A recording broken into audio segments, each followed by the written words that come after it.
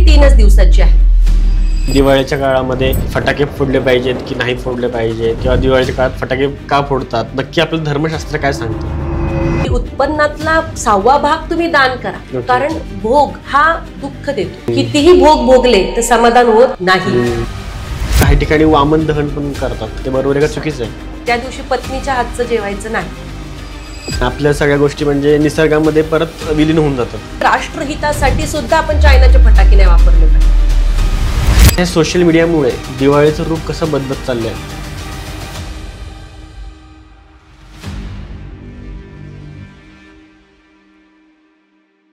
दी मराठी पॉडकास्टच्या आपल्या नव्या एपिसोडमध्ये आपल्या आजच्या गेस्ट आहेत, त्या आहेत प्राध्यापिका भक्ती डाफळे, आणि त्या हिंदू जनजागृती समितीच्या माध्यमातून गेले 24 वर्ष हे राष्ट्रधर्माचं कार्य करत आहेत. आणि आजच्या एपिसोडमध्ये आपण त्यांच्याकडून जाणून घेणार आहोत की दिवाळी कशी साजरी करायची, दिवाळीच्या दिवसाचं महत्त्व काय असतं, आणि या दिवाळीमध्ये कोणत्या चुका आहेत त्या आपण टाळायला पाहिजेत, आणि दिवाळी कशी शास्त्रशुद्ध पद्धतीने साजरी केली पाहिजे. तर ह्या एपिसोडमध्ये आपल्याला दिवाळीबद्दल सगळ्या गोष्टी जाणून घ्यायच्यात, म्हणून बघत राहा आपला आजचा एपिसोड. दिवाळी आपल्या भारताचा सर्वात आवडता सण आहे आणि सगळीकडे जल्लोष असतो, पण अनेक जणांना त्यामागचं शास्त्र माहीत नसतं, ती कशी साजरी करायची किंवा आपण का साजरी करतो हे पण बऱ्याच जणांना माहिती नसतं. तर आपल्या ह्या पॉडकास्टमध्ये आपण तेच जाणून घेणार आहोत.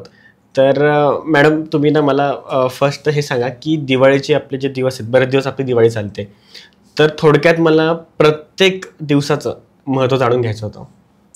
नक्कीच. सर्वप्रथम आपण दीपावली म्हणजे काय ते समजून घेऊया. तर दिवाळीला दीपावली पण म्हणतात. दीपावली म्हणजे काय, तर दीप अधिक आवली म्हणजे दिव्यांची ओळ, दिव्यांची रांग. तर या पाठीमागे इतिहास काय, प्रभू श्री रामचंद्र ज्यावेळेस 14 वर्षाचा वनवास भोगून पुन्हा अयोध्येमध्ये आले, रावणावरती विजय प्राप्त करून आले, त्यावेळेस अयोध्यावासियांनी सर्वांनी दीपोत्सव करून त्यांचं स्वागत केलं होतं. बरोबर. आणि तेव्हापासून या दिवाळीला उत्सवाचं स्वरूप आलेलं आहे. आणखीन ही दीपावली आपण का साजरी करतो, तर बली नावाचा राजा होता, आपल्या सर्वांना माहिती आहे. तर बलिराजा हा राक्षस कुळात त्याचा जन्म झाला होता. भक्त प्रल्हाद यांचे ते नातू, आणि ते राक्षस कुळात जन्म घेऊन सुद्धा अतिशय सत्वशील, दानशूर, ईश्वर भक्त असे बलिराजा होते. पण कसं असतं ना की गुणाचा अतिरेक सुद्धा दुर्गुणामध्ये मोडतो. तर बलिराजा काय करायचे, तर जो कोणी येईल आणि जे काही मागेल तर ते दान ते करायचे. कुणी काहीही मागू द्या, ते दान करायचे. ते अतिशय दानशूर होते. पण भगवद्गीतेमध्ये पण सांगितलंय की कोणाला काय द्यावं हे विचार करून दिलं पाहिजे. दान हे नेहमी सत्पात्र असले पाहिजे. अपात्र व्यक्तीला जर दान गेलं तर तो अधर्म करतो, उन्मत्त होतो. मग असं बलिराजाकडून खूप साऱ्या चुकीच्या लोकांना, असुरी प्रवृत्तीच्या लोकांना सुद्धा दान गेलं आणि ते मदोन्मत्त झाले त्या दानाच्या जोरावर. त्यामुळे धन कुणाचं होतं, तर बलिराजाचं. आणि बलिराजाचं धन वापरून हा अधर्म वाढत चालला होता असुरी राज्यामध्ये. मग ते कुठेतरी थांबावं यासाठी भगवान श्री विष्णूचे 5वे अवतार वामनदेव, त्यांनी बटूच्या वेशात म्हणजे लहान मुलाच्या वेशामध्ये रूप धारण केलं आणि हे वामन अवतार बलिराजाकडे गेले. आणि बलिराजाला वामनदेवाने ओम भवती भिक्षाम देही म्हणजे भिक्षा द्या असं म्हणाले. आणि बलिराजाचा तर गुणच होता दान करणं. त्यांनी तिथे पण विचार केला नाही की हे कोण आहेत, कुठलाही विचार न करता ते म्हणाले की तुम्हाला काय हवं ते मागा. आणि मग त्यावेळेस वामनदेव म्हणाले की मला त्रिपाद भूमी दे. त्रिपाद भूमी म्हणजे 3 पावलं. बलिराजांना वाटलं की हे छोटासा बालक, त्रिपाद भूमी म्हणजे किती असणार. पण मग त्याच क्षणी ज्यावेळेस वामनदेवांना बलिराजा म्हणाले की दिलं म्हणून, तेव्हा त्यांनी महाकायाचं रूप धारण केलं. 1 पाऊल अंतरिक्षामध्ये ठेवलं, दुसरं पाऊल पृथ्वीवरती ठेवलं. आणि मग त्यावेळेस बलिराजाला आपल्या चुकीची जाणीव झाली आणि त्यांनी त्या देवाला शरण गेले. आणि देवाने विचारले की आता 3रं पाऊल कुठे ठेवू. मग त्यावेळेस बलिराजा म्हणाले की आता माझ्या मस्तकावर ठेवा. आणि मग मस्तकावरती वामनदेवांनी पाय ठेवल्यानंतर ते पाताळात जाणार बलिराजा त्या क्षणी, कारण की ते ईश्वर भक्त पण होते ना. तर ईश्वराने त्यांना विचारलं की वर मागा. त्यावेळेस वामनदेवांकडे बलिराजाने वर मागितला की 3 पावलं भूमी दान केल्यानंतर जे काही घडलं, तर असंच या भारतवर्षामध्ये दरवर्षी 3 दिवस हे माझं राज्य असलं पाहिजे. ओके. आणि म्हणून हे दिवाळीचे 3 दिवस हे बलीचं राज्य आपण अनुभवत असतो. ओके. मग त्यावेळेस बघा, अतिशय गरीबातला गरीब व्यक्ती सुद्धा नवीन कपडे आणतो, गोडधोड खातो, मौज मजा करतो, आनंद व्यक्त करतो. वर्षातले ते 3 दिवस तो निश्चितच प्रत्येक जण हा आनंद अनुभवत असतो आणि हे त्या बलीचं राज्य आहे. बरोबर. तर असा त्याच्या पाठीमागे इतिहास आहे. पण दीपावलीचा मुख्य गुह्यार्थ म्हणजे भावार्थ काय आहे, तर दीपावली म्हणजे अंधकाराकडून प्रकाशाकडे. प्रभू श्री रामचंद्राने रावणाचा वध केला. रावण म्हणजे कोण, तर दुर्गुण, अहंकार. बरोबर. मग आपल्यातील अहंकाराचा नाश आणि सद्गुणांचा उत्सव म्हणजे दीपावली आहे. बरोबर. तर हे खरं दीपावलीतून साध्य झालं पाहिजे. आणि मगाशी जसं तुम्ही सांगितलं की प्रत्येक दिवसाचं महत्व काय आहे, शास्त्र काय आहे, तर मुळात दिवाळी ही 3च दिवसाची आहे. अश्विन वद्य त्रयोदशी, त्यानंतर अश्विन वद्य चतुर्दशी, आणि अश्विन अमावस्या, आणि दिवाळीचा पाडवा म्हणजे कार्तिक शुद्ध प्रतिपदा. तर मग यामध्ये सुरुवातीला मी जे सांगितलं की अश्विन शुद्ध त्रयोदशी, त्याला आपण धनत्रयोदशी पण म्हणतो. आणि याच्या आधी येतं वसुबारस द्वादशीला, आणि नंतर येतं भाऊबीज.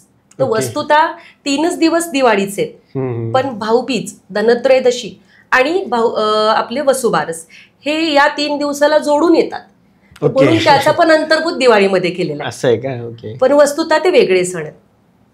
मग आता ह्या प्रत्येक दिवसाचं काय महत्व आहे ते बघूया. सर्वच जण आपण कृती करत असतो, पण त्या पाठीमागे नेमकं सायन्स काय, शास्त्र काय, ते का करायचं, ते हे समजून घेणं फार आवश्यक आहे. बरोबर. कारण या निसर्गामध्ये जे काही पालट होतात, बदल होतात, तर त्या बदलाचा परिणाम हा मनुष्याच्या शरीर आणि मनावरती होत असतो. म्हणजे आपलं पूर्ण आपण एनर्जीवरती आपण अवलंबून आहोत, ऊर्जेवरती अवलंबून आहोत. जसं चंद्राच्या गुरुत्वाकर्षण शक्तीमुळे समुद्राच्या पाण्याला भरती आणि ओहटी येते, मग आपल्या शरीरात तर 70% पाणी आहे. मग निश्चितच चंद्राच्या प्रकाशाचा परिणाम आपल्या शरीरातील पाण्यावर होणार का? निश्चित होणार. म्हणूनच अमावस्या आणि पौर्णिमेच्या दिवशी काय होतं, तर आपल्या मनाची अस्थिरता वाढते, मनातले विचार वाढतात. तर हे काही थोतांड नाहीये, दिस इज अ सायन्स. बरोबर. ह्याच्या मागे सायन्स आहे. सृष्टीमध्ये होणारा परिवर्तनाचा परिणाम आपल्यावरती होतो. मग हे सणवार, ही व्रत वैकल्य कशासाठी, तर याला सामोरं जाण्यासाठीचं तपबल आपल्या शरीराने या गोष्टींमध्ये सस्टेन करावं, त्याला सामोरं जावं, यासाठीची क्षमता निर्माण होण्यासाठी सणवार उत्सव आहेत आणि त्याच्या पाठचे धार्मिक कृती आहेत. बरोबर. तर ऋषीमुनी हे अतिशय आपले वैज्ञानिक होते. त्यांनी हे सगळं रिसर्च करून धर्मग्रंथात लिहिलेलं आहे. मग आता वसुबारस आपण का करायचं, सो मी आपल्या पॉडकास्टच्या माध्यमातून आपल्या लोकांना, आपले जे कोणी प्रेक्षक हे पाहतायत त्यांना विनंती करेल की सणवार हे केवळ मौज मजेसाठी नाही, तर त्यातून आपल्याला एक पॉझिटिव्ह एनर्जी आपल्यामध्ये वाढवायची आहे. ती का वाढवायची आहे ना, तर आता जर आपण पाहिलं तर खूप म्हणजे एन्झायटी, ओसीडी, त्यानंतर डिप्रेशन, एकाकीपणा इतका समाजात वाढलाय ना आत्ताच्या घडीला. म्हणजे माणसात असून सुद्धा माणसाला एकटं असल्यासारखं वाटतं, किंवा खूप त्याला म्हणजे आपण 10 वर्षापूर्वी म्हणजे ऐकलं पण नव्हते काय असते एन्झायटी, ओसीडी. आता घरटी माणूस असा आहे, प्रत्येक घरात एकेकाला असे प्रॉब्लेम्स आहेत. तर हे का ना, तर आपण शारीरिक बल वाढवतो, सगळ्या प्रकारची बळ वाढवतो, पण मनोबल वाढवतो का? मनाच्या आरोग्याचा आपण विचार करतो का? नाही. मग हल्ली काय ना, पैसा कमवतोय आपण, पण आपल्या मनाच्या आरोग्याचा पण आपण विचार केला पाहिजे. आणि मनोबल हे या अध्यात्म, स्पिरिच्युअलिटी, सात्विकता या गोष्टीमुळे मनोबल वाढत असतं. मग या दृष्टिकोनातून आपण सणवारांकडे बघूया. बरोबर. मग यामध्ये पहिल्यांदा वसुबारस जे आहे ना, तो वसुबारस हा जो सण आहे तो का करतो आपण, तर याच्यामध्ये सवत्स गायीचं पूजन केलं जातं. सवत्स गायी म्हणजे कोण, तर तिच्या बाळासहित, सवत्स म्हणजे तिच्या बाळासहित जी गायी आहे तर त्या गायीचं पूजन केलं जातं. मग ज्यावेळेस समुद्र मंथन झालं होतं, तर समुद्र मंथनामधून नंदा नावाची म्हणजे 5 धेनू उत्पन्न झाल्या. धेनू म्हणजे गाय. तर 5 धेनू उत्पन्न झाल्या होत्या आणि त्यातील नंदा नावाच्या गायीला उद्देशून हे व्रत केलेलं आहे. मग या दिवशी सकाळी किंवा संध्याकाळी महिला सुवासिनी आहेत तर ते गोमातेचं पूजन करतात. बरोबर. आणि प्रार्थना पण करतात. का, तर आपण आपल्या आईचं दूध पितो, मग आपली आई आपल्यासाठी पूजनीय आहे. तसंच आपण गाईचं पण दूध पितो, बरोबर, ती पण आपली माता आहे. आणि हिंदू धर्मात असं सांगितलंय की सर्व देवी देवतांचा वास गायीमध्ये आहे असं पुराणांमध्ये सांगितलंय. यात आपली आणि आमची श्रद्धा पण आहे या पाठीमागे. तर अशा गायीचं जेव्हा मी पूजन करते तर तेव्हा सर्व देवी देवतांचे कृपा आशीर्वाद तिच्या माध्यमातून मला मिळतात. मग तिच्या प्रती कृतज्ञता व्यक्त करण्याचा हा दिवस आहे वसुबारस. आणि या दिवशी गुरुद्वादशी पण म्हणतात. गुरुद्वादशी म्हणजे गुरूंचं सुद्धा या दिवशी पूजन केलं जातं. मग अश्विन वद्य द्वादशी, बघा आपले सगळे सण आहेत ना तारखेनुसार नाहीयेत, तिथीनुसार.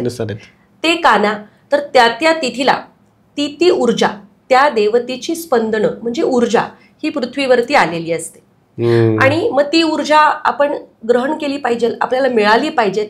मग त्यासाठी वेगवेगळे कर्मकांड आहेत, शास्त्र आहेत, किंवा आपण अजून पण बरीचशी माहिती या पॉडकास्टमध्ये घेऊ की कशी ती आपल्याला आलेली जी ऊर्जा आहे, पॉझिटिव्ह एनर्जी आहे, ती आपण कशी प्राप्त करू शकतो.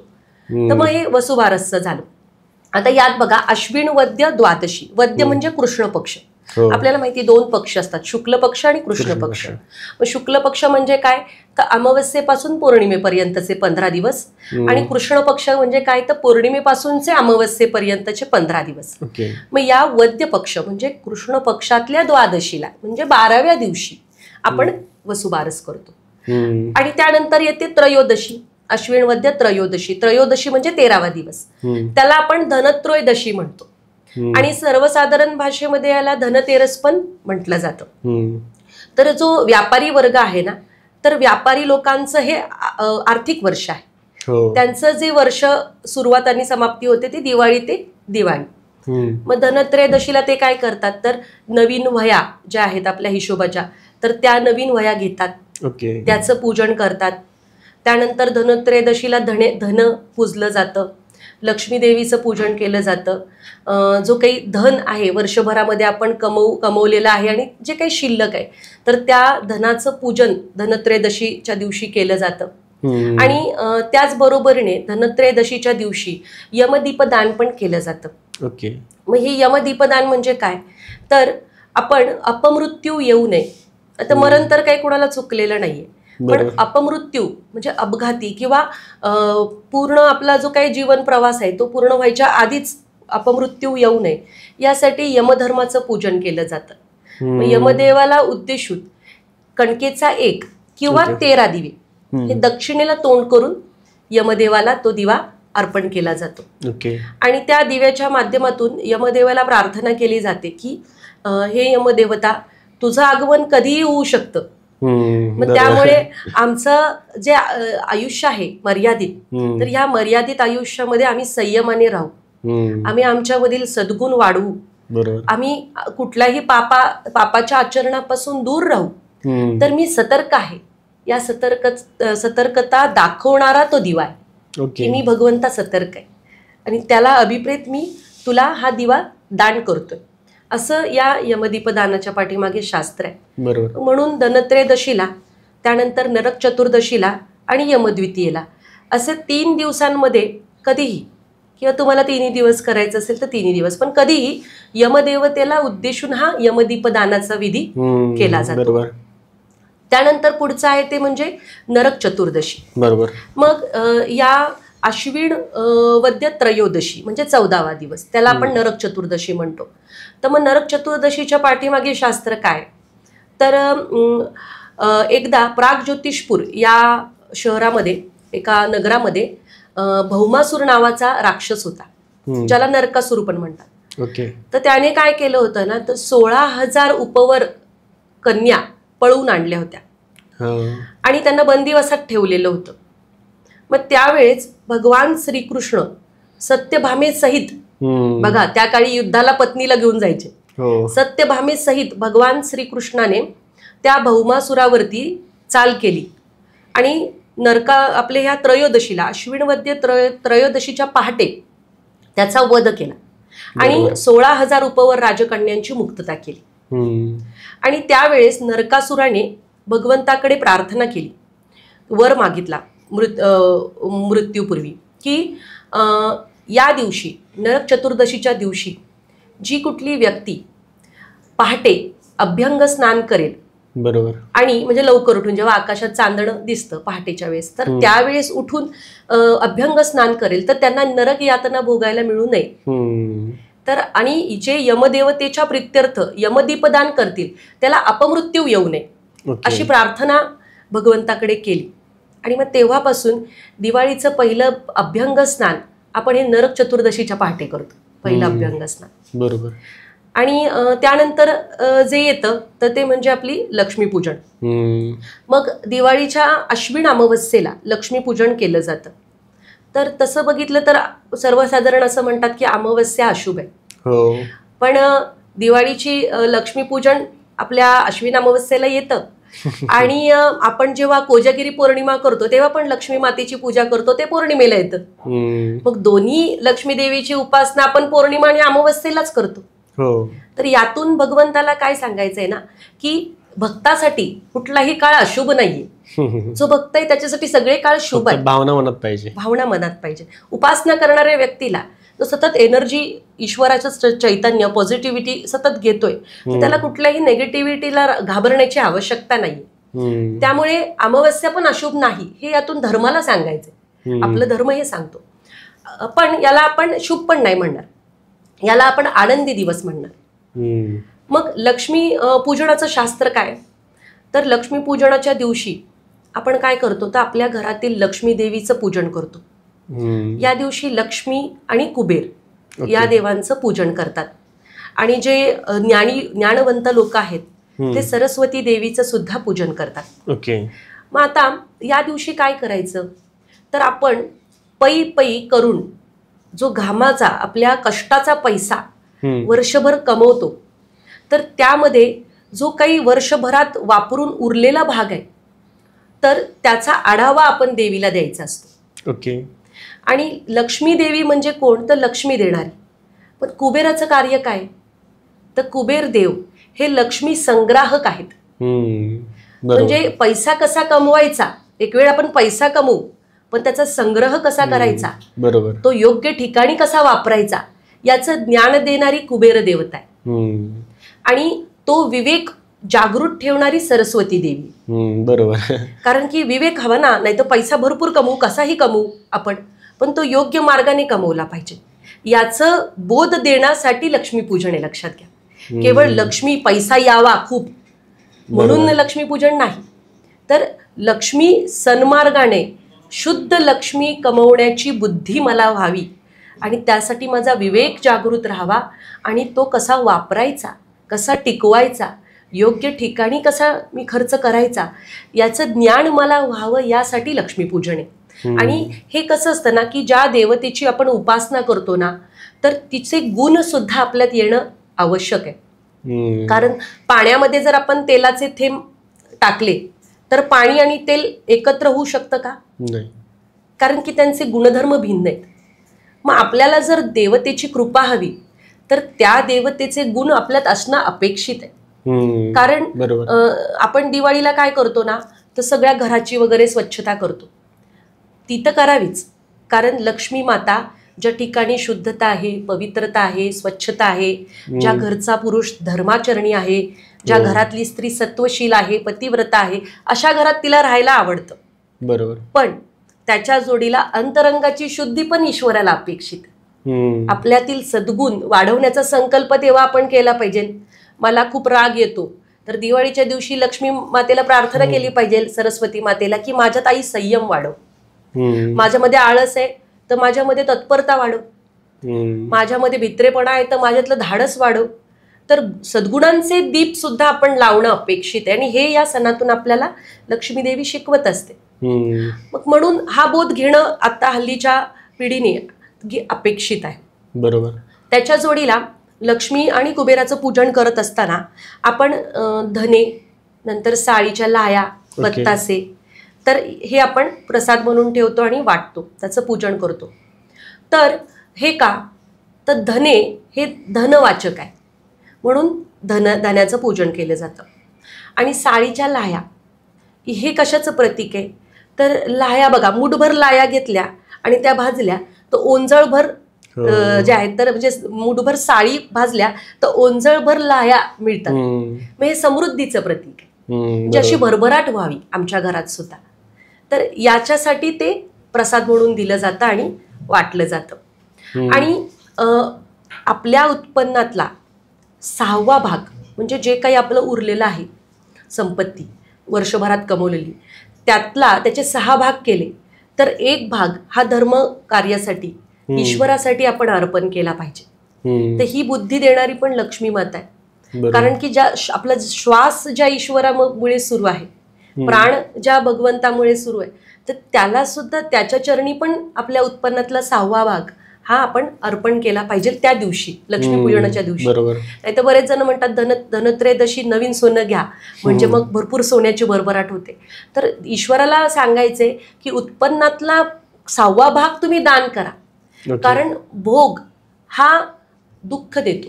कितीही भोग भोगले तर समाधान होत नाही. आज आता ही साडी आणली, अजून मला दुसरी दिसली, उद्या मी ती घेणार, मला तिसरी दिसली, किती माझं अख्खं घरात कपाट भरलं तरी माझं मन समाधानी होणार नाही. पण ते जेव्हा आपण इतरांना देतो ना, त्याग करतो, तर त्या त्यागात आनंद आहे.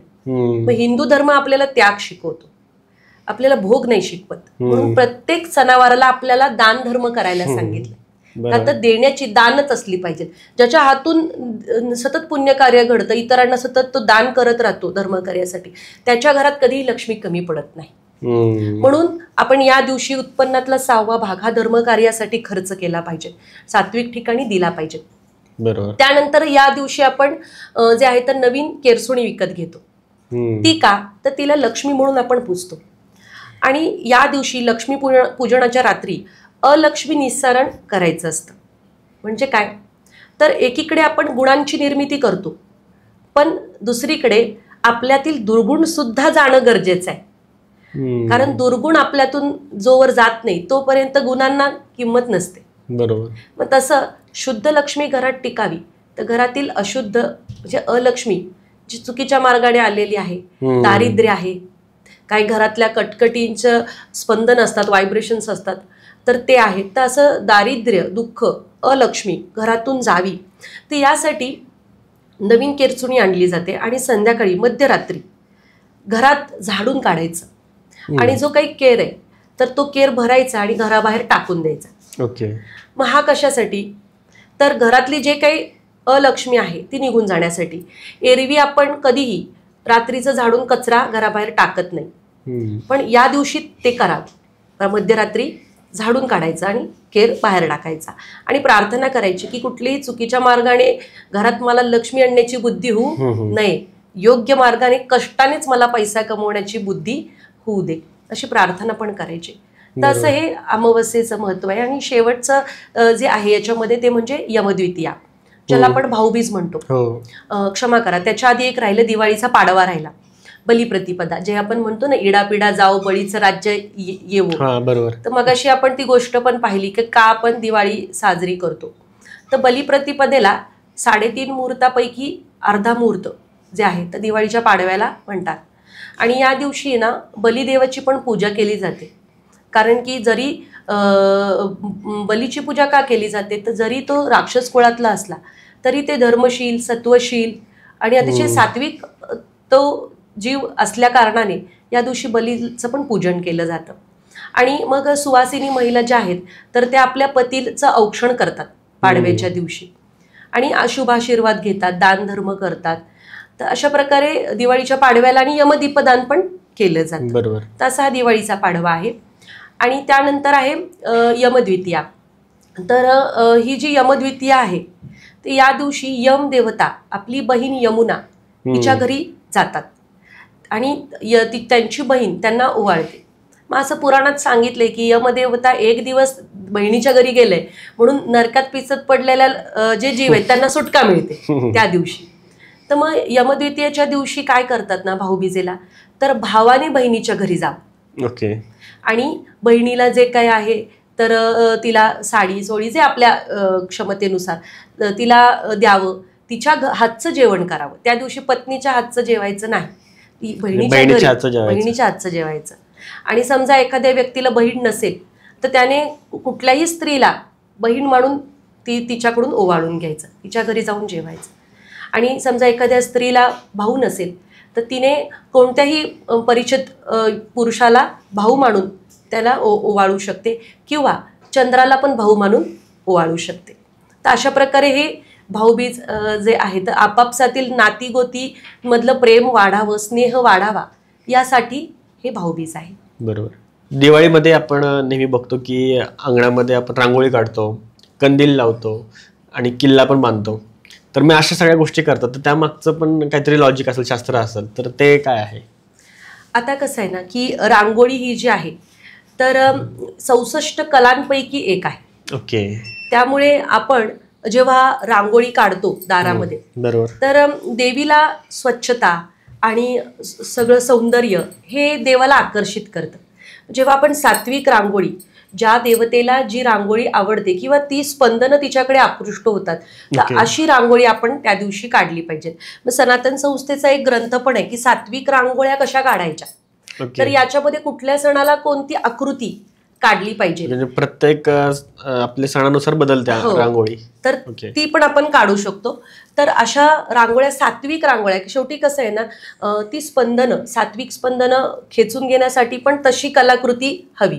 तर मग म्हणून ह्याच्याकडे पण धर्माने मनोरंजन म्हणून नाही पाहिलेलं, तर विशिष्ट पद्धतीची उपासना झाल्यानंतर तिथं ते तत्व येतं. लोक आता पाहिजे तशीच रांगोळी काढतात, म्हणजे पिक्चरचे बॉलिवूड स्टार्स किंवा कुठले त्यांना आवडते कॅरेक्टर्स हे बनवतात. बरोबर. तर तुम्ही अतिशय आता महत्वाचा मुद्दा सांगितलात. हल्ली काय होतं ना, तर रांगोळीच्या साठी ना वेगवेगळी चित्र जमिनीवर काढली जातात. तर अगदी काही कार्यक्रमात छत्रपती शिवाजी महाराजांचं सुद्धा रस्त्यावरती रांगोळी काढली जाते, भगवान श्रीकृष्णाची काढली जाते किंवा काही बॉलिवूड स्टार्सची पण काढली जाते. पण देवी देवतांचा वापर रांगोळीसाठी जर आपण केला ना, तर धर्मशास्त्र काय सांगतं, तर शब्द, स्पर्श, रूप, रस, गंध या नियमानुसार ज्या ठिकाणी देवतेचं चित्र असतं त्या ठिकाणी म्हणजे ते साक्षात त्या देवतेचं तत्व, ती शक्ती ती त्या ठिकाणी असते. त्यामुळे त्या चित्राचा हा आदर झाला पाहिजे. बऱ्याचदा रस्त्यावर काय होतं, तर लोक पायदळी तुडवतात ते, तर ही विटंबना आहे. मग रांगोळीतून आपल्या देवी देवतांची विटंबना होणं चुकीचं आहे. आणि नंतर काय होतं, तर रस्त्यावरती आपण ते झाडून काढतो, झाडून, तर ती पण विटंबना आहे. देवतेचं चित्र काढणं आणि नंतर ते झाडून लावणं, तर ही सुद्धा भगवंताची विटंबना आहे, ते त्या ठिकाणच्या ऊर्जेची विटंबना आहे.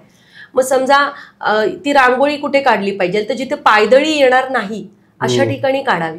आणि समजा तर काढलेली असेल तर ती झाडूनही गोळा न करता फडक्याने ती गोळा करून घ्यावी. कारण त्या देवतेच्या चित्राचा सुद्धा आपण मान राखला पाहिजे, सन्मान केला पाहिजे.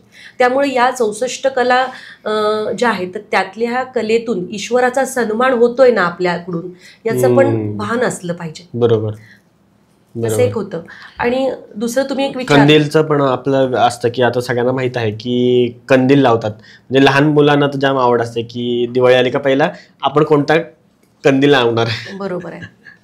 बरोबर. त्याबद्दल काय सांगाल तुम्ही?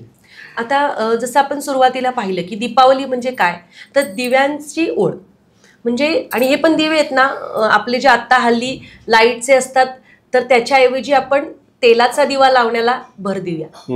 तर तेल आणि वात, तर याचा दिव्याचं ह्या दीपावलीला जास्त महत्व आहे.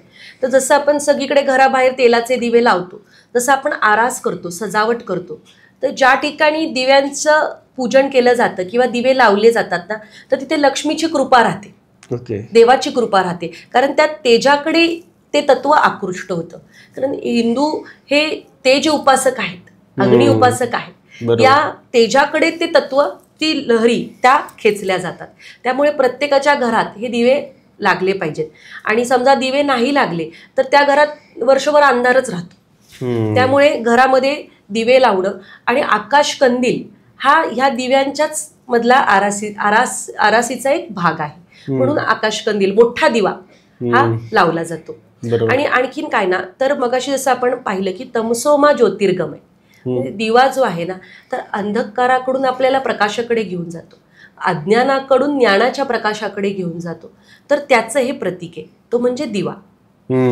त्या भावाने आपल्याला ते लावायचंय. आणि आता सनातन संस्था आणि हिंदू जनजागृती समितीच्या माध्यमातून असे कंदील पण काढलेले आहेत की ज्यातून राष्ट्रधर्माची सद्यस्थिती म्हणजे प्रबोधन समाजाचं व्हावं. तर असे पण कंदील आपण सात्विक काढलेले आहेत, जेणेकरून राष्ट्रधर्माचे विचार, सध्याची परिस्थिती, असं प्रबोधनपर वाक्य असणारे पण कंदील आहेत. असे चांगले चित्रविचित्र कंदील दारासमोर न लावता, ज्यातून खरंच मनाला एक पॉझिटिव्ह एनर्जी आपल्याला वाटते, छान वाटतं मनाला, तर अशा प्रकारचे आकाराचे कंदील दारात लावा. बरोबर. आणि मग लहान मुलं असतात ते किल्ला पण बांधतात, मग त्यामागचे पण एक शास्त्र आहे का? हो, नक्कीच. म्हणजे कसं आहे ना, तर किल्ले बांधण्याची जी पद्धत आहे, प्रथा आहे, तर ती काही 100 वर्षापासून ती सुरू झालेली आहे. त्याच्या आधी दिवाळीला किल्ले नव्हते बांधले जात. तर ह्या 100 वर्षाच्या कालावधी पासून जे आहे तर किल्ले बांधण्याची प्रथा सुरू झाली. ती का, तर छत्रपती शिवाजी महाराजांनी जे हिंदवी स्वराज्य स्थापन केलं, त्या हिंदवी स्वराज्याची जाणीव ह्या लहान मुलांमध्ये बालवयापासून राहावी. महाराजांनी ज्या प्रकारे हिंदवी स्वराज्य स्थापन करण्यासाठी शौर्याची उपासना केली, ते शौर्य आपल्यामध्ये निर्माण व्हावं, यासाठी हा भाव उत्पन्न व्हावा. आणि असंच हिंदवी स्वराज्य पुन्हा एकदा स्थापन झालं पाहिजे याची जाणीव, छत्रपतींच्या पराक्रमाची जाणीव लहान वयापासून मुलांमध्ये व्हावी, यासाठी किल्ले बांधले जातात. बरोबर. ही परंपरा जतन झाली पाहिजे. आपण शौर्य उपासक आहोत. आपले आदर्श छत्रपती शिवराय आणि त्याचबरोबरीने त्यांचे लढवय्ये, राष्ट्रभक्त, धर्मनिष्ठ मावळे आहेत, ही जाणीव लहान वयापासून व्हावी यासाठी. आणि दुसरं याचं आध्यात्मिक कारण काय आहे ना, तर आपला देह म्हणजे किल्ला आहे, आणि या किल्ल्यावरती जर विजय मिळवायचा असेल तर आपण आपल्यातील दोष, अहंकार, चित्तशुद्धी म्हणजे ती केली पाहिजे. हा किल्ला जर आपल्याला जिंकायचा असेल तर आधी जसं आपल्याला आदर्श राज्य समाजामध्ये स्थापित व्हावं असं वाटतं, तर त्याआधी ते आपल्या अंतरंगात निर्माण झालं पाहिजे. जोपर्यंत अंतरंगात हिंदवी स्वराज्य स्थापन होत नाही, जोपर्यंत आपल्या आतमध्ये ज्ञानाचा दिवा, बरोबर, हिंदू राष्ट्राचा दिवा जोपर्यंत आतमध्ये आपल्या स्थापित होत नाही, तोपर्यंत तो बाहेर नाही येऊ शकत. म्हणून परिवर्तन हे आधी स्वतःपासून झालं पाहिजे.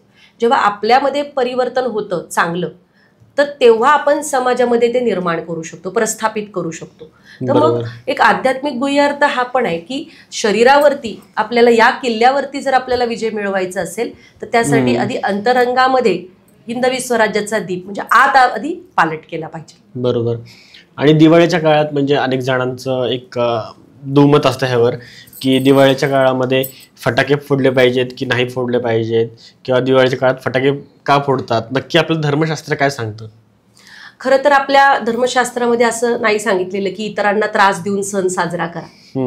तर वस्तुतः आज मोठ्या प्रमाणामध्ये फटाके फोडले जातात आणि आपल्या हिंदू धर्म म्हणत नाही की ध्वनी प्रदूषण करा किंवा वायू प्रदूषण करा, असं शास्त्रामध्ये दिलेलं नाहीये. आणि मुळात सगळ्यात मोठ्या प्रमाणात आहे ना, जे फटाके बाजारामध्ये आज विकले जातात ते चिनी फटाके विकले जातात, आणि ज्याच्यामध्ये ना क्लोरेट खूप मोठ्या प्रमाणात वापरलं जातं. आणि या चिनी फटाक्यांच्या माध्यमातून खूप, म्हणजे तुम्ही बघा, यूज अँड थ्रो, म्हणजे ही भारताची संस्कृती नाहीये, वापरा आणि फेकून द्या, अशी आपली संस्कृती नाही. आपण प्रत्येक गोष्टीविषयी कृतज्ञता मनामध्ये ठेवतो. तर मग तो एक चुकीचा संस्कार पण चायनीज वस्तू वापरून हिंदूंमध्ये किंवा भारतीयांमध्ये निर्माण होताना आपल्याला पाहायला मिळतो. आणि आपल्या सगळ्या गोष्टी म्हणजे निसर्गामध्ये परत विलीन होऊन जातात. बरोबर. ज्याही गोष्टी वापरतो आपण त्या. बरोबर. म्हणजे आपण रिसायकल, रियूज हे आपल्याला आपली संस्कृती शिकवते. तर मग हे जे चायनीज फटाके आहेत ना, ते याच्यामध्ये सगळ्यात जास्त तुम्ही बघा, त्या हल्लीचे लहान मुलं फटाके, इतका धूर त्यातून येतो, अक्षरशः ज्यांना त्रास होतो ना सायनसचा, ॲलर्जीचा, ते माणसं आजारी पडतात नंतर. त्यामुळे आणि आपलं जे एक्सक्लुझिव्ह ॲक्ट 2008 आहे ना, तर त्याच्यामध्ये पण कसं सांगितलंय की परदेशातून आलेलं कोणतंही ज्वलनशील वस्तू बाळगणं हे बंधनकारक, म्हणजे याच्यावरती गुन्हा म्हणून ते सांगितलेलं आहे या ॲक्टनुसार. त्यामुळे असे चायनामधून येणारे हे एक्सप्लोजिव्ह घटक आहेत ना, की जे आपण दिवाळीच्या दिवशी फटाके फोडून जे आहे तर प्रदूषण करत असतो. दुसरी गोष्ट का, तर चायनाचे फटाके आणि का नाही आपण वापरायचे, तर आपला मोठा शत्रू पाकिस्तान, तर या पाकिस्तानला सपोर्ट करणारा चायना आहे. म्हणजे उरीमध्ये जेव्हा अझहर मसूद हा जो पाकिस्तानी पोचलेला आतंकवादी आहे, तर याला संयुक्त राष्ट्र संघाची जी सुरक्षा परिषद होती, तर तिथे आपण याला आतंकवादी घोषित करा म्हणून भारताने एक प्रस्ताव मांडला होता आणि त्या प्रस्तावाला 14 देशांनी संमती दिली होती. पण चायनाने काय केलं तर नकाराधिकार जो आहे तर तो वापरला. म्हणजे अझर मसूद हा आतंकवादी नाही असं चायनाचं मत आहे आणि आपल्याकडे त्याचे पुरावे पण आहेत भारताकडे. मग असा आपल्या शत्रूंना पाठिंबा देणाऱ्या चायनाच्या वस्तू ज्या भारतामध्ये मोठ्या प्रमाणात आज बाजारपेठा काबीज केलेल्या आहेत, तर आपला पैसा जातो कुठं? चायनामध्ये जातो ना. आणि हे लोक पाकिस्तानांना देतात पैसा आणि आपले सैनिक आपल्या रक्षणासाठी सीमेवरती लढतायत, तर आपण सैनिकांच्याच विरोधात हा पैसा वापरतोय, आपला पैसा. त्यामुळे राष्ट्रहितासाठी सुद्धा आपण चायनाचे फटाके नाही वापरले पाहिजे. एक तर प्रदूषण तर होतच, कारण ते मोठ्या प्रमाणात ज्वलनशील जे आहेत पोल्युशन करणारे क्लोरेटचा वापर करतात, जे आपल्याकडे बंदी आहे त्याच्यावरती. आणि दुसरी गोष्ट तर चायना हा सपोर्ट करतो आपल्या शत्रूला, त्यामुळे राष्ट्रहिताचा निर्णय आपण घेतला पाहिजे. पण दुसरे एक भाग काय ना, इथे आणखीन एक काय होतं तर लक्ष्मी पूजनाला सगळ्यात मोठ्या प्रमाणात लक्ष्मी बॉम्ब फोडला जातो. लोक आवर्जून लक्ष्मी बॉम्ब आणतात लक्ष्मी पूजनाला. तर मला अक्षरशः इतकं वाईट वाटतं ना की ज्या लक्ष्मी देवीची पूजा आपण घरात करतो त्याच लक्ष्मीच्या बाहेर चिंधड्या करतो. लक्ष्मी पूजन म्हणून दिवाळीतच असतं आणि दिवाळीत म्हणजे अक्षरशः इतकं वाईट वाटतं की काय लोकांना सांगू, अरे आपण पूजा केली आहे, लक्ष्मीची आपल्याला कृपा हवी आहे आणि बाहेर चिंधड्या करतोय आपण. आणि केवळ लक्ष्मी देवीचं चित्र नाही तर सुभाषचंद्र बोस, लोकमान्य टिळक यांचे सुद्धा चित्र असलेले फटाके, मध्यंतरी तर गणपती बॉम्ब पण निघाला होता. म्हणजे असे फटाके फोडले जातात. आणि मगाशी आपण बघितलं की शब्द, स्पर्श, रूप, रस, गंध या नियमानुसार ज्या ठिकाणी देवतेचं चित्र असतं त्या ठिकाणी साक्षात ती देवता तिथे असते आणि आपण तिचं चिंधड्या करतो. कशी लक्ष्मी प्रसन्न होईल? तर हे शोकांतिका आहे की हिंदूंना हे लक्षात येत नाही. तर हे आपण लक्षात घेतलं पाहिजे. त्यामुळे अशा प्रकारची विटंबना थांबवा. आणि आपणच फार मोठा फटाका वाजतो, लक्ष्मी तोटाच वाजवला पाहिजे, तर हे चुकीचं आहे. लक्षात घ्या, ही धर्महानी आणि राष्ट्रहानी, हे थांबलं पाहिजे कुठेतरी. आणि मग काही ठिकाणी वामन दहन पण करतात. हो, तर त्या मग म्हणजे काय, ते बरोबर आहे का चुकीचं आहे? त्याविषयी पण सांगते. फक्त याच्यात मगाच्या मुद्द्यामध्ये एक राहिलेला भाग सांगते की आपण असं बरेचसे जे डाव्या विचारसरणीचे आहेत, पुरोगामी आहेत, तर ते असं म्हणतात की पोल्युशन होतं, फटाके फोडले नाही पाहिजे. तर बरोबर आहे, ते फोडलं नाही पाहिजे. पण हाच नियम आहे ना, एक जानेवारीला पण मोठ्या प्रमाणात फटाके फोडतात, लग्नामध्ये पण मोठ्या प्रमाणात फटाके फोडले जातात, किंवा अन्य पंथांच्या सणांना पण मोठ्या प्रमाणात फटाके फोडले जातात. पण तेव्हा कुणीच म्हणत नाही की पोल्युशन होतं. केवळ हिंदूंचे सण आले की ओरडायचं पोल्युशन. म्हणजे दरवर्षी इवन दररोज 91,000 दशलक्ष लिटर सांडपाणी नदीमध्ये सोडलं जातं. याविषयी कुणीही म्हणत नाही की पोल्युशन होतं. गणेश उत्सव आले की सगळे ओरडायला लागतात, पोल्युशन होतं, पोल्युशन होतं. किती टक्के पोल्युशन होतं? म्हणजे हा पण जो आहे ना की सिलेक्टिव्हनेस, तर तो थांबला पाहिजे. म्हणजे आम्ही पण हिंदू धर्म उलट सगळ्यात जास्त निसर्गाला पूरक कृती करतात. हा, याच्यामध्ये काही लोक धर्मशिक्षण न समजून घेतल्यामुळे त्यामध्ये गैरप्रकार करतात, त्याचा आम्ही पण विरोध करतो.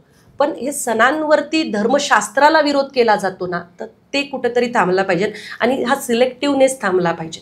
तुम्हाला जर विरोध करायचा आहे ना, तर मूळ जिथून प्रदूषण होत आहे ना तिथून तुम्ही कार्यवाही करा, असं एक यातून सांगायचं होतं. आणि दुसरी गोष्ट, जे वामन दहनाविषयी तुम्ही सांगितलं, तर मुळात कसं आहे ना, तर स्वातंत्र्यपूर्व म्हणजे ज्यावेळेस पूर्व काळात जोवर इंग्रज भारतात आले नव्हते ना, तोपर्यंत इथं जातीवरून भांडणं नव्हती.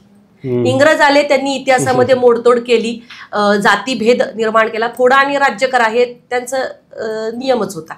आणि असं बऱ्याचदा म्हणतात हे डाव्या विचारसरणीचे लोक की वामनदेव हे ब्राह्मण होते आणि बलिराजा म्हणजे शेतकऱ्यांचा राजा, आणि म्हणून मग ब्राह्मणांनी यांच्यावर अन्याय केला, शेतकऱ्यांवर, असं त्यांचं म्हणणं असतं.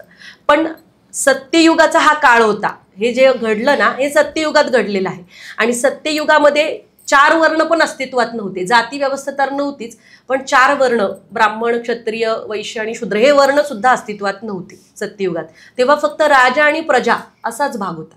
त्यामुळे तिथे वर्णद्वेष करण्याचं कारणच नव्हतं, पहिली गोष्ट. आणि दुसरी गोष्ट, ज्यावेळेस वामनदेवांनी बलिराजाला पाताळामध्ये पाठवलं, पाताळात, तर पाताळाचं राज्य बलिराजाला दिलेलं आहे. आणि त्या पाताळाच्या राज्याचा द्वारपाल स्वतः भगवान श्री विष्णू झाले. मग जर भगवंताला बलिराजाला पाताळाचं राज्य द्यायचं होतं आणि स्वतः द्वारपाल व्हायचं होतं, तर मग हे असं जर आहे याच्यामध्ये, तर मग हे कसं काही डाव्या विचारसरणीचे लोक म्हणतात. किंवा JNU मध्ये सुद्धा जे आहे तर खूप हिरण्यकशिपूचं पूजन म्हणा, नरकासुराचं पूजन म्हणा, असे प्रकार होतात. बुलढाण्यामध्ये पण वामन दहन झालं. तर पण मला एक सांगायचंय की आपण हे जे करतो ना, तर याच्या पाठचा इतिहासाचा आपण थोडा अभ्यास केला पाहिजे.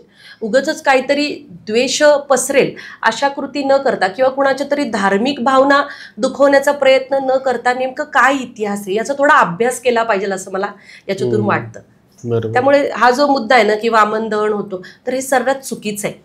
कारण जे कृष्णपूजक आहेत, जे प्रभू श्री रामचंद्रांचे पूजक आहेत, ते भगवान श्री विष्णूचे 5वे अवतार वामनदेव, तर यांचं कसं दहन करू शकतात ना. आपण खरं शास्त्र आहे ना समजून नाही घेत. आणि काहीतरी म्हणजे कसं आहे ना, हल्ली आहे ना लोक ट्रेंड फॉलो करतात, ट्रेडिशन कोण फॉलो करताना दिसत. तर ट्रेडिशन फॉलो करण्यासाठी आधी ट्रेडिशनचा अभ्यास केला पाहिजे ना, की काय म्हणजे त्याच्या मागे सायन्स काय, त्याचा अभ्यास केला पाहिजे. म्हणजे हे चुकीचे प्रकार थांबतील. हे अज्ञानामुळे, म्हणून तर अज्ञाना घालवण्यासाठी दिवाळीला आपल्याला ज्ञानाचा दीप लावायचा आहे. सो या दीपावलीला आपण अभ्यास करूया आपल्या कल्चरचा, आपल्या संस्कृतीचा. बरोबर.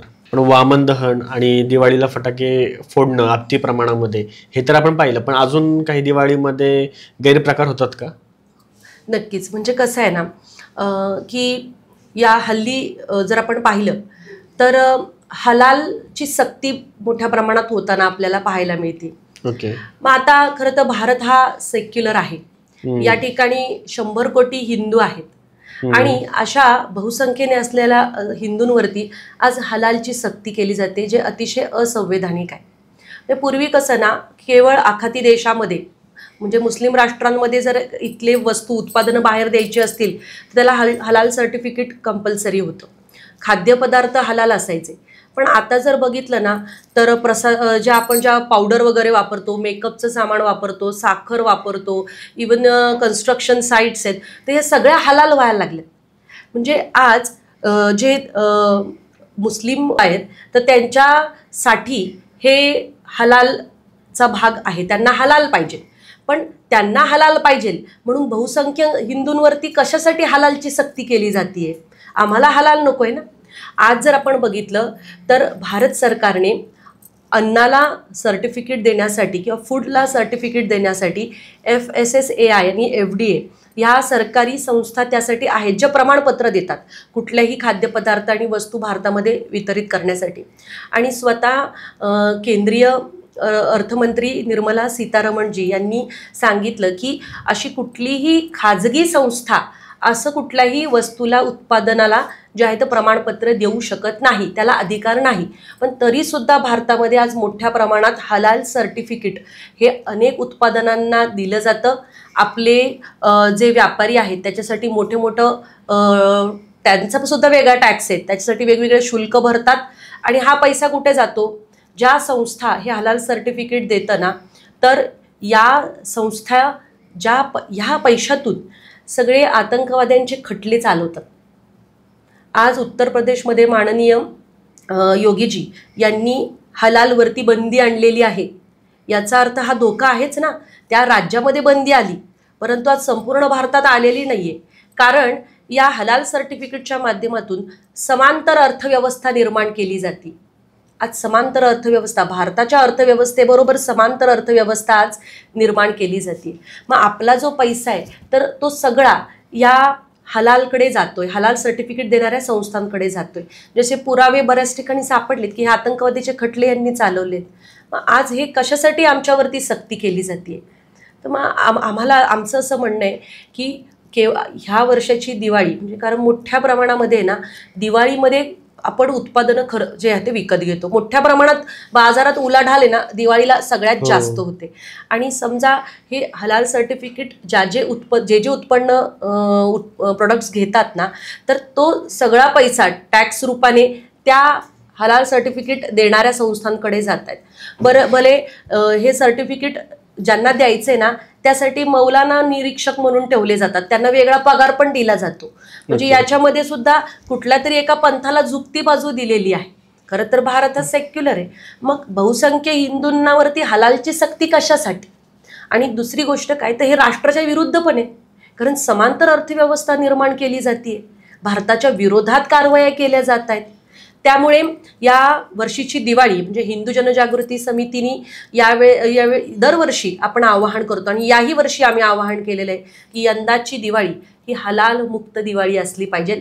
जसं आपल्या माननीय पंतप्रधानांनी सांगितलंय की मेक इन इंडिया म्हणजे भारतात उत्पादित होणाऱ्या वस्तू आणि आपला जो पैसा आहे तो भारतामध्येच राहिला पाहिजे, तो अन्य राष्ट्रांमध्ये जाऊन चालणार नाही. आपल्याला आपली अर्थव्यवस्था मजबूत करायची आहे.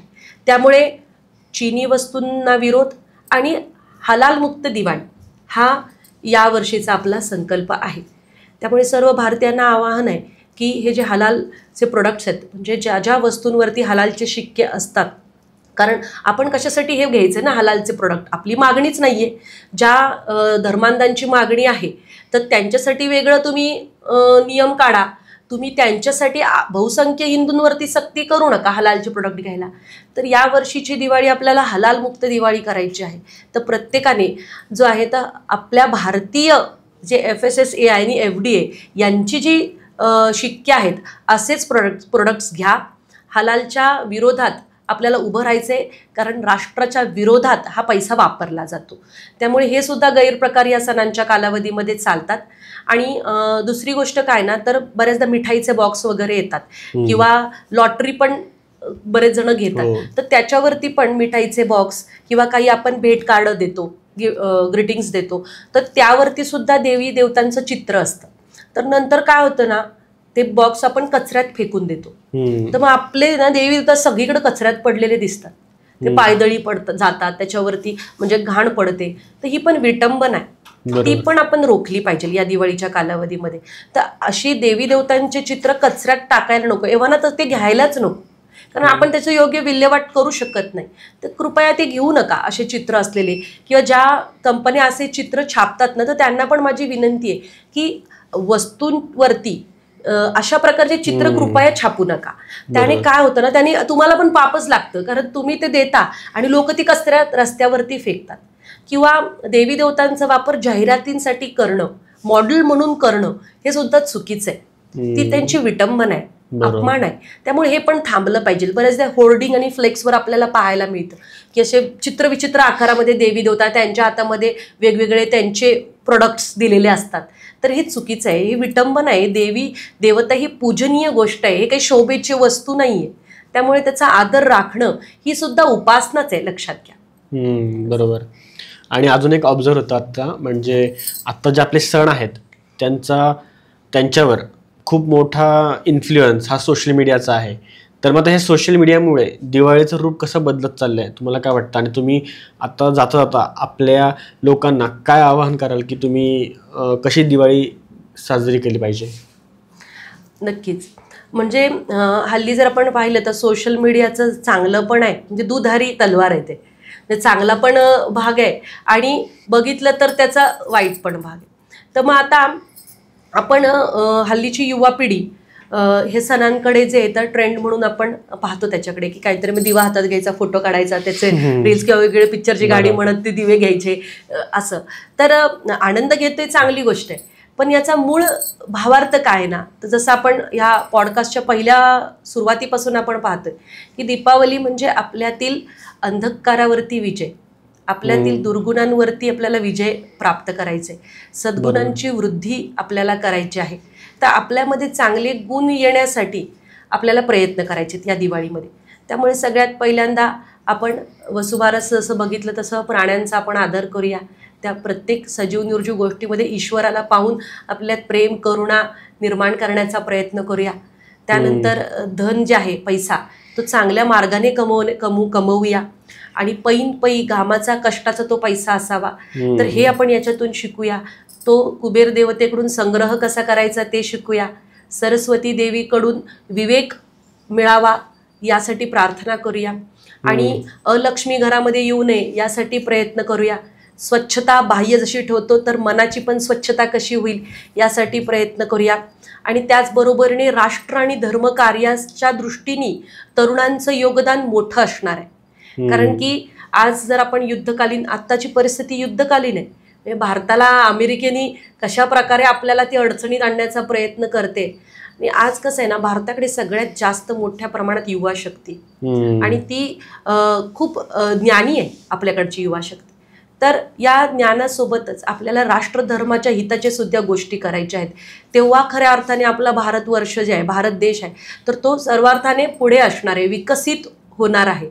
त्यामुळे आपल्याकडून कुठलीही अशी राष्ट्रविरोधी कृती होत नाहीये ना, धर्मविरोधी कृती होत नाहीये ना, तर याची जाणीव ठेवून अधिकाधिक आपलं ट्रेडिशन कसं सोशल मीडियाच्या माध्यमातून समाजापर्यंत पोहोचेल, शास्त्र कसं पोहोचेल, पारंपरिक वेशभूषा करूया, सात्विक कृती करूया, सात्विक आहार घेऊया. तर अशा पद्धतीने हा जो सण आहे तर तो आपण साजरा करूया. फटाके जे आहेत तर ते न वाजवलेले चांगले. आणि मुळात चायनीज पदार्थ जे फटाके आहेत आणि एरवी सगळ्याच वस्तू, तर त्याला आपण पूर्णतः विरोध करूया, वापरूयात नको. आणि हलाल मुक्त दिवाळी आपल्याला साजरी करायची. त्यामुळे जे काही उत्पादन आपण घेतो तर ते हलाल सर्टिफाईड आहेत की नाही हे तपासून घ्या.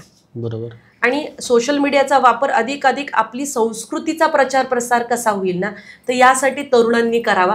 कारण जेव्हा जेव्हा धर्मावरती, राष्ट्रावरती आघात झाला तर तेव्हा तेव्हा बघा, क्रांतिकारकांनी लढा दिल्याने क्रांतिकारक हे बाल आणि तरुण वयातले होते. मग आता सुद्धा हा काळ मंथनाचा आहे. बरोबर. भरपूर युद्धजन्य परिस्थिती बाहेरच्या बाजूला आहे. मग युद्धजन्य परिस्थिती असताना आपण कसे काही इथं मौज मजा करू शकतो ना. आपल्याकडून अशाच कृती झाल्या पाहिजे जे राष्ट्रहिताच्या आहे. तर ही जबाबदारी युवकांची, आपली आहे. हे युवकांनी जाणीव ठेवून या सोशल मीडियाच्या माध्यमातून कसं ट्रेडिशन अधिकाधिक प्रसारित होईल आणि सगळा भारताचा कसा दबदबा निर्माण होईल. कारण भारताचा हा धर्म हा प्राण आहे, ही संस्कृती हा प्राण आहे. मग संस्कृती रक्षण म्हणजे राष्ट्ररक्षण आहे. तर त्यासाठी सर्वांनी तयार राहूया, कटिबद्ध राहूया. बरोबर. तर धन्यवाद ताई, तुम्ही आमच्या पॉडकास्ट आलात आणि आपल्या लोकांना गाईड केलं. आय होप तुम्ही जसं सांगितलं तसं लोक ऐकतील आणि चांगल्या प्रकारे ही दिवाळी साजरी करतील. पुन्हा एकदा धन्यवाद. नमस्कार. आय होप तुम्हाला व्हिडिओ आवडला असेल तर लाईक करा, कमेंट करा आणि चॅनलला सबस्क्राईब जरूर करा. कारण जेवढे आपले सबस्क्रायबर वाढतील तेवढे चांगले गेस्ट आपण आपल्या चॅनलवर आणू शकतो. म्हणून चॅनलला सबस्क्राईब करा आणि जाणून घ्या आपल्या लोकांच्या गोष्टी आपल्या मराठीत, फक्त दी मराठी पॉडकास्टवर.